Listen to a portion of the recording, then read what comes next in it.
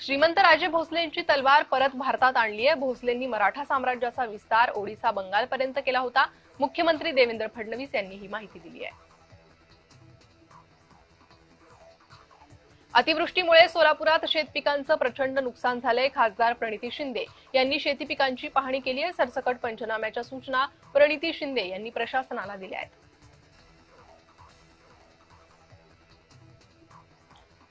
रोहित पवार यांनी शिरसाटांवर भ्रष्टाचाराचे आरोप केलेले आहेत। जमिनी संदर्भात त्यांनी अनेक आरोप केलेले आहेत। त्यामुळे आता रोहित पवारांच्या निशाण्यावर संजय शिरसाट असल्याचं पाहायला मिळत आहे।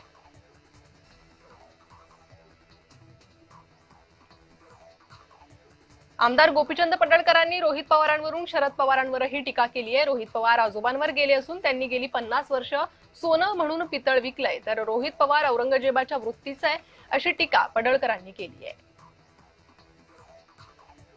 बेस्ट पतसंस्थेच्या निवडणुकीसाठी आज मतदान होतंय। या निवडणुकीत 18 वर्षांनंतर ठाकरे बंधू एकत्र येणार आहेत। ठाकरे बंधूंचं उत्कर्ष पॅनल तर भाजपच्या श्रमिक पॅनलमध्ये लढत होते। दोन्ही ठाकरे बंधूंचे बेस्ट युनियन एकत्र आल्यानं निवडणूक चर्चेत आहे।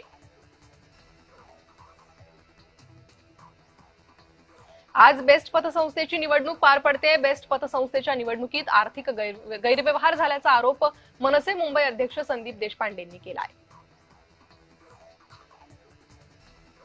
निवडणूक आयोगानं पत्रकार परिषद घेऊन जी उत्तरं दिली त्यामध्ये निवडणूक आयोग स्वतः तोंडावर पडलाय अशी टीका काँग्रेस प्रदेशाध्यक्ष हर्षवर्धन सपकाळांनी केली आहे। निवडणूक आयोगानं भाजपची स्क्रिप्ट वाचली। निवडणूक आयोग कुणाच्या इशाऱ्यावर चालतं हे स्पष्ट झाल्याचंही सपकाळांनी म्हटलंय। मराठवाडा आणि पश्चिम विदर्भात मोठ्या प्रमाणात अतिवृष्टी झाली आहे। धरणांची दरवाजे न सांगता उघडल्यानं शेतीचं आणि घरांचं नुकसान झाल्याचं विजय वडेट्टीवारांनी म्हटलंय। सरकारनं तातडीनं पंचनामे करून नुकसान भरपाई द्यावी अशी मागणी वडेट्टीवारांनी केली आहे।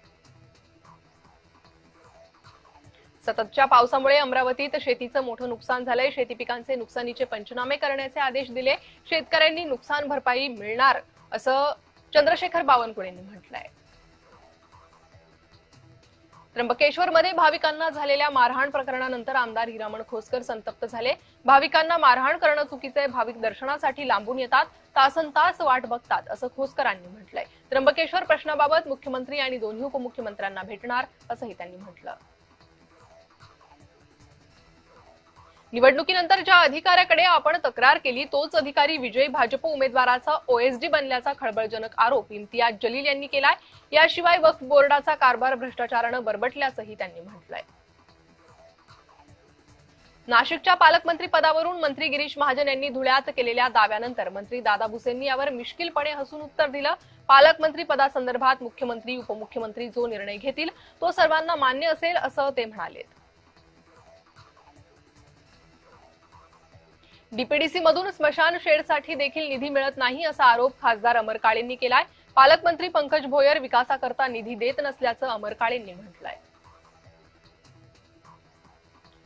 केशव उपाध्यांनी राहुल गांधींवर टीका केली आहे। संविधान रक्षणाच्या मोठमोठ्या घोषणा द्यायच्या आणि प्रत्यक्षात त्याच संविधानानं निर्माण केलेल्या संविधानिक संस्थांच्या विश्वासार्हतेवर प्रश्नचिन्ह निर्माण करत या संस्थांवरच घाला घालायचा हाच खरा राहुल गांधींचा संविधान विरोधी चेहरा आहे अशी टीका त्यांनी केली आहे। उपमुख्यमंत्री अजित पवारांनी जळगावच्या चिंचोलीत उभारण्यात येत असलेल्या मेडिकल हबची पाहणी केली। यावेळी कामाच्या गुणवत्तेबाबत तीव्र नाराजी त्यांनी व्यक्त केली आहे। बांधकाम ठेकेदारासह अधिकाऱ्यांची चांगलीच झाडाझडती घेतली। काँग्रेसच्या माजी प्रवक्त्या हेमलता पाटील सोमवारी राष्ट्रवादीत प्रवेश करणार आहे। विधानसभा निवडणुकीनंतर हेमलता पाटील या काँग्रेसमधून बाहेर पडल्या तर त्यांनी राष्ट्रवादीत प्रवेश केलेला आहे।